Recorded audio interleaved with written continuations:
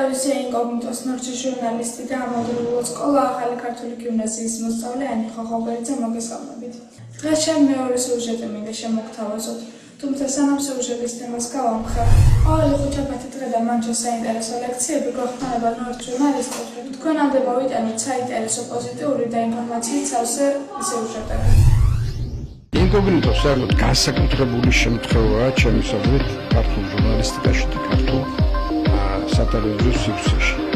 ეს პატარა სკოლა სტუდია აკეთებს ძალიან სერიოზულ საქმეს, აბსოლუტურად გადაუჭარბებია კრიტიკა.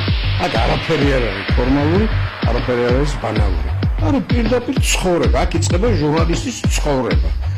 და აქ ეხება საფუძველი იმ ჟურნალისტიკას და აქ იბადება ის ახალგაზრდა ჟურნალისტი, რომელსაც ერთშენიერ დღეს გავა 5-10 წელი და ერთშენიერ დღეს საქართველოს უნდა მოუთხროს საქართველოს ამბავი. ეს არის ძალიან მნიშვნელოვანი. დღეს მინდა ჩვენი სკოლის საინტერესოდ გაფორმებულ დირექტორებზე გესაუბროთ, სადაც გამოკროლია მრავალი სმითქმელი პროექტები. მე შევეცდები რამოდენიმე ამოვიკითხო. თამბაქო, მოწევა კლავს, ალკოჰოლი, ნარკომანია. დერეფნებში მოსიარულე ნორჩ ჟურნალის თვალში მომხვდა პროექტი, რომელიც ყველა მოზარდისთვის საინტერესო რჩევად შეიძლება ჩავითვალოს. აქვე შეხვდებით ჩვენი ქვეყნის სახელოვანი ადამიანების ორიგინალურად გაკეთებულ პროექტებს. აკაკი წერეთელი, ცაფირუს ხმელეთზე მოხდა ჩემო ლამაზო მხარეო, ილია ჭავჭავაძე, ჩვენ სამი რამ დაგვრჩა მამაპაპისგან, ენა, მამული და სარწმუნოება.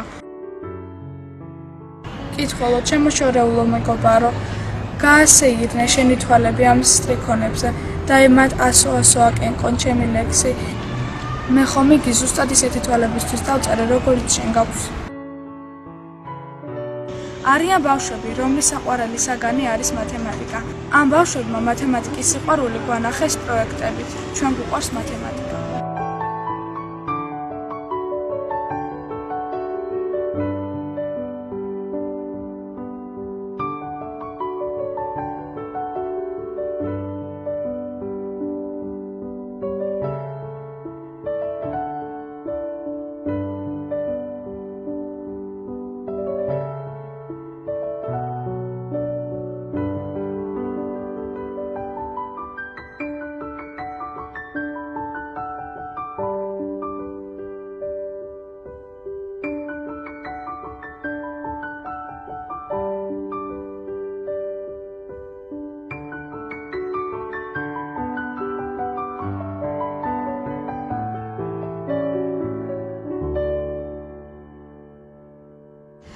ნოდარ დუმბაძე, ღმერთი რომ სხვაგან იყოს, შორს ჩვენგან ცალკე და მაღლა. ღმერთი რომ ჩვენში არ იყოს, მაშინ ყოლა იწამებდა. ღმერთი ისე ნათელია, ისე ახლობელი, ისე ცხადი და ისე უბრალო, რომ როდესაც ხედავ, არ იცი რომ ღმერთია.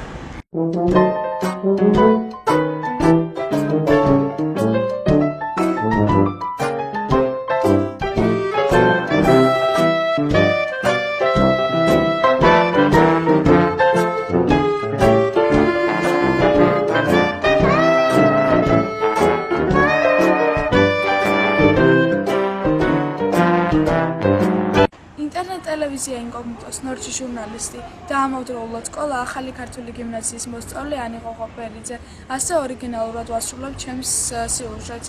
ვფიქრობ, რომ თქვენს მოწონებას დავიმსახურებ. გემშვიდობებით.